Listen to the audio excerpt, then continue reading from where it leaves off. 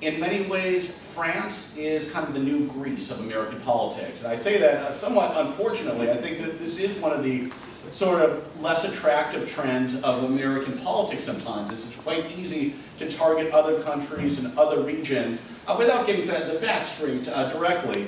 For a couple of years now, many American politicians, Republicans largely, but some Democrats as well, have sort of used Greece as a cautionary tale about the lack of austerity programs, profligate spending, what happens if you don't have some economic discipline. And now France, having voted against an austerity government, is sort of getting beat up as well. It's sort of an easy target in American politics. I would just add that it's not the only target in American politics. And basically, I would say, don't take it personally in Europe, because other places around the world are getting used in American campaign ads as well. China, in particularly, is a special theme that Mitt Romney is bringing up particularly. He's labeled China as a currency manipulator, a country that is not fair on copyrights, human rights, on any number of issues, when the reality is that any president in office, whether it's President Obama, re-elected President Obama, or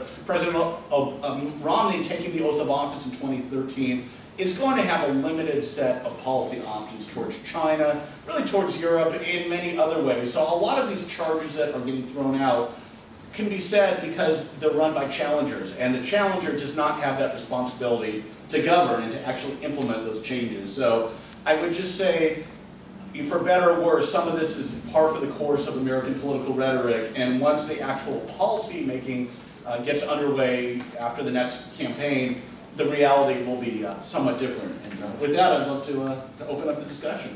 All right. Okay. Thanks very much. We have, I can tell you that we have a few more visuals on the back burner, so that as we get to issues relevant to that in the discussion, you will be rewarded with one more showing or two more showings, but you have to ask the right question. So we won't tell you what these visuals are about. Let's see if we get there. First off, let me mention something that also the ambassador referred to, which is a bit strange for us. It seems to be that these super PACs that now have such a dominant influence are a bit like derivatives in political campaigning. They are not regulated. They open a new field of big money running campaigns, and it seems that no side today can not use them. So the Obama campaign will use them as the Republican candidates have used their super PACs to the biggest degree possible. And these super PACs then run ads that the candidates, now I saw them on the Republican side, because Obama so far hasn't been campaigning in this, I saw them half distancing themselves from it, but at the same time it was very obvious that it was all done in support of them. It's very strange, We look at the American system as you are really held accountable for what you do. But there you have a construction by which you can put some very powerful negative ads out, and the candidate says, well, I have nothing really to do with this. While everybody knows that, of course, it's all done to get him the nomination or into the job. Well, just a little definition on what super PACs actually are. PACs, of course, stand for Political Action Committees, which are supposed to be outside groups that support a candidate. They can't directly advocate for a candidate. They can't say vote for President Obama or vote for Mitt Romney or vice versa, but they can come awfully close, and they can get to the line where it's blatantly obvious what they actually mean.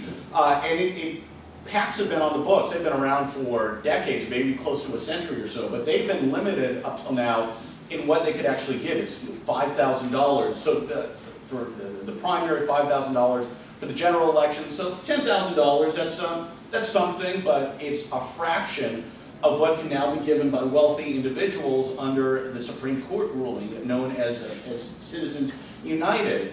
And the practical effect of this is, I think it's actually making the candidates themselves almost secondary actors within their own campaigns, because whatever message they choose to put out there, they want to promote. With President Obama, it's about economic recovery, the healthcare law, perhaps ending don't ask, don't tell, same-sex service in the military, and some other issues. Or with Mitt Romney, it's mostly about the economy, rolling back, the healthcare law, building the oil pipeline between the US and Canada, other issues that he wants to promote. These outside groups kind of have no interest in discussing that. They are there to be negative, to try and raise the negatives of the other side. And oftentimes that message may very well conflict with what the candidates are saying. It's also worth noting that the disclosure requirements for these super PACs are not that stringent, we might say. They can call themselves, they do have to identify themselves at the end of the ad, just like we heard Mitt Romney there identifying, I'm Mitt Romney and I approve this message. But they can call themselves whatever they want. They can say Americans for Improved Education. And who would possibly be against that? But it could be some oil company actually funding it, and we would have no idea where that was actually coming from. So that's another element of this.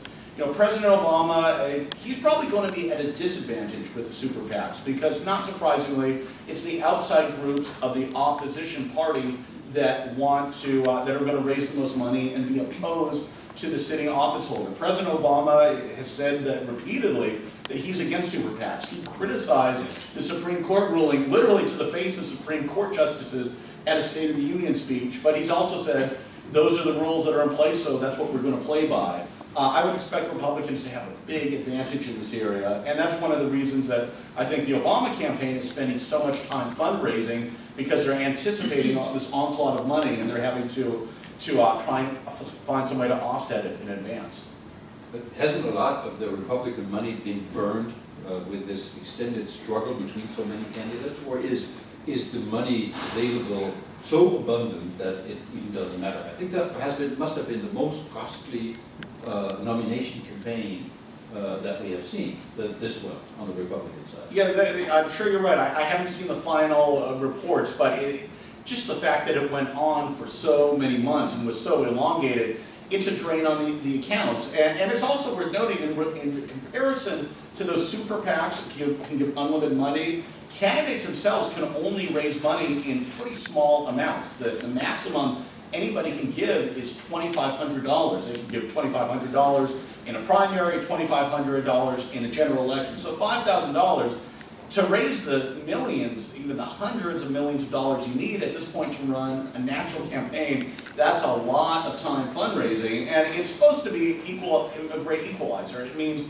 that Warren Buffett can give no more than $2,500 the way that just an average worker could in whatever profession. Whether it works that way, that's a discussion for another time. But much of the time in that Republican primary was spent trying to convince the voters, not necessarily that they disagreed on issues, but that they had the best chance of beating President Obama. And if we could, I'd like to use that to segue into another campaign ad that I think illustrates that. If we go to the Rick Santorum ad, it's, I believe, the third one down. Yes, that's it. Of other public policy issues. It's all about process. It's all about suggesting that Mitt Romney's main rival for the Republican nomination, right, absolutely, former Senator Rick Santorum couldn't even win his home state, and that ad was actually run in the lead into the Pennsylvania primary in April. That was the state that Rick Santorum had represented in the Senate for 12 years. So yeah, exactly, it's saying he's a loser. Why would we want him to go up against President Obama? And that's what happens a lot in primaries when there aren't discernible differences between Rick Santorum and Mitt Romney on the issues. You can find one or two areas, but mostly they agree on taxes, abortion, whatever it might be. So all you can kind of do is get personal with each other. How would you then explain that he could become such a winner in that campaign? You know, from nobody to, in the end, the most serious or most feared challenger to Mitt Romney? Yeah, in a way, I think it's to the credit of Rick Santorum that he was an ideas-based candidate. He did not have the most money, not by a long shot, he had gotten, as that ad alludes to, he had gotten tossed out of the Senate seat. He had gotten crushed in his re-election bid some years earlier. And yet I think he actually went that far because it shows the enduring importance of ideas in American politics. He didn't have the flashiest campaign. His campaign events, I can tell you from personal experience, were a bit rough. He didn't have a lot of advance men. There were protesters outside, the kind of things that sophisticated campaigns kind of can smooth over. But he appealed to a core constituency, largely social conservatives, on the issues of abortion, gay marriage, other such issues. And he was able to get that far because people agreed with his ideas. Obviously not enough people agreed with them to make him the nominee, but the fact that he even got into the final round, I think a lot of credit actually goes to him. Yeah. I think his campaign icon became a blue sweater. That's right, the sweater vest, which is a sort of notoriously unfashionable. Not that I'm making fashion charges against anybody else, but during the depths of winter, he would go around campaign in Michigan and Ohio and elsewhere with the sweater vest, and it was a pretty good gimmick, actually. Yeah. People, I think he even started raising money by selling Santorum inscribed sweater vests online at one point. I last read that he claimed that the company manufacturing these sweater vests now is big in the business, so it has become something of a hip item, at least among social conservatives. It reminds me of German former Foreign Minister Genscher.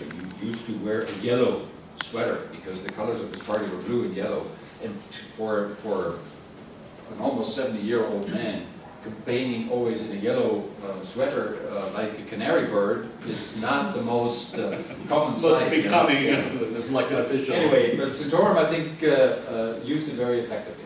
Let's open it up to you and see what you want to hear and discuss. Yes, sir. Please identify yourself in...